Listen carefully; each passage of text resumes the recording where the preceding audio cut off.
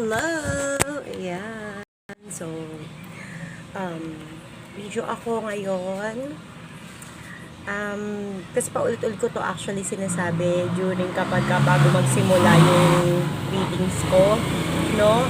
These are the things that you must know before having a reading on me. Or siguro sa lahat po ng tarot reader. Lagi ko sinasabi din sa aking videos na you don't have to say fortune teller kasi kami ay taga basa lang ng tarot cards. Imbis na fortune teller, you just say tarot card reader. Secondly, my tarot card was not a fortune telling tool. It will serve as your guidance. It is a divination card with telling you of guidance. Lagi ko sinasabi, halimbawa, lumabas sa baraha mo na you will become wealthy. Tapos nag-hold on ka na lang doon sa sinabi ko na yon, hindi ka na kumilos. Tingin mo mangyayari yung aking prediction? No. 'Di ba? Kaya ko lagi sinasabi na ang ating future, ang ating tadhana ay nakabase sa atin. Kung paano natin ito gagawin. Diba? Or paano tayo kikilos. Lagi ko din sinasabi na sa Diyos ang awa, na sa tao ang gawa. Okay. Third, kung mag-read ako ng card was card by card, binibigyan ko siya ng meaning. So, every card, meron niyang corresponding place, no, na pinoportray, and every card po ay may meaning, no. Ang sabi ko lagi, kukunin nyo yung nag-resonate, at yung hindi nag-resonate ay wag na nating pansinin, and eventually, as we go on with the card, habang binubuksan natin yung cards natin, ay mapagdudugtong-dugtong natin yung ibig sabihin ng mga cards. Okay? Sumunod, pang ilan na ba? Sumunod na paalala ko. Okay.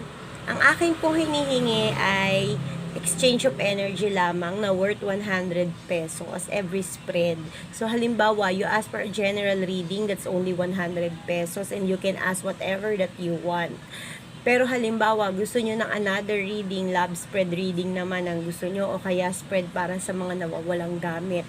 That is another 100 pesos. Every spread is merong kaukulang exchange energy. Ngayon, papaikliin ko na lang, or masyado lang kasi pinaganda, no, yung exchange energy na sinasabi nila. No, sa totoo lang, nakakapagod talaga na mag-tarot reading. Kasi alam mo yung intuition mo yung ginagamit mo talaga. At kung matatanong mo yung mga clients ko or yung mga naridan ko na with just 100 pesos, kung basahan ko sila is 1 hour to 2 hours. No, depende sa tanong nila. Kasi ayoko rin, lalo na yung may mga cards na medyo mabigat yung damdamin dun sa cards.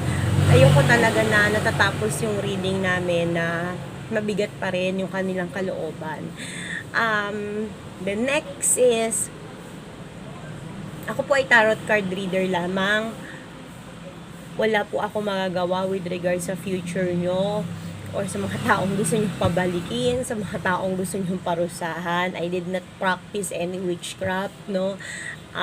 Kung nakikita nyo dito sa page ko na may mga candle, those were for cleansing lamang. Kini-cleanse ko yung mga tarot card ko, no, bago ko mag-start in the morning yon, and then I make a wish of the day, and then I have a business, so ako din ay nag-money ritual, but it's for me lang. Kasi sabi nga nila lagi, any spell or ritual, nag-e-epekto yan dun sa taong naniniwala talaga at talagang bukal sa puso or nagdadasal talaga kay Lord from the heart.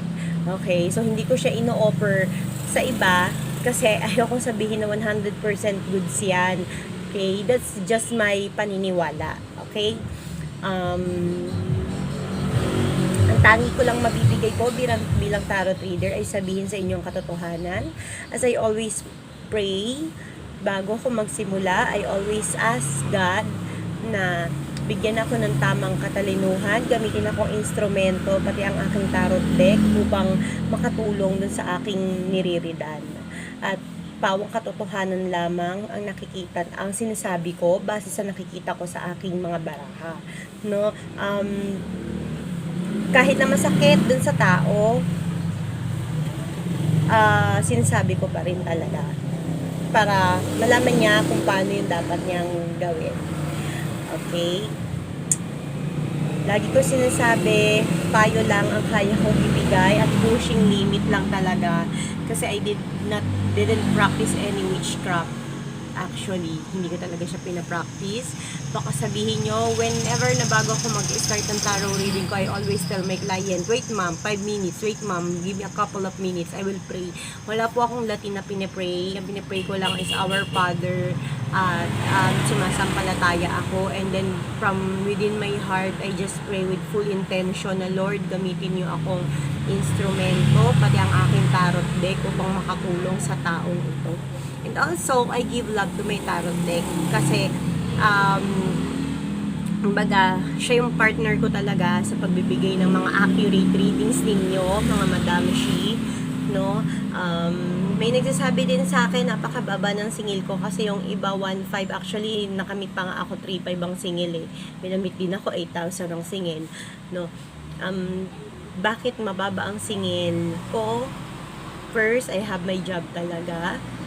Meron talaga akong trabaho, and I used to do tarot readings due to boredom. Ang haba kasi ng off ko, so napag-isipan ko why not pag-aralan ko yung tarot reading. And secondly, I want to help talaga. No, I've been through a lot of challenges sa pagdaanan ko yung mga pinagdaanan ng mga clients ko. That's why nakakapagpayo ako ng wagas talaga sa kanila. And sometimes mas naiiyak sila sa payo ko rather than my readings. And yeah, I guess that's all. So just keep in mind all of those pointers na sinabi ko before having a tarot reading with me. No, baka sabihin nyo kasi ano ba yan, hindi man lang yan nahulaan yung future ko. No, I'm not a fortune teller, I'm just a tarot card reader. At paulit-ulit ko yung sinasabi, walang nakakaalam ng future natin kung hindi si God, at walang ibang gumagawa ng future natin or ng destiny natin kung hindi tayo. Dahil lahat ng bagay sa mundo were our decisions. Okay?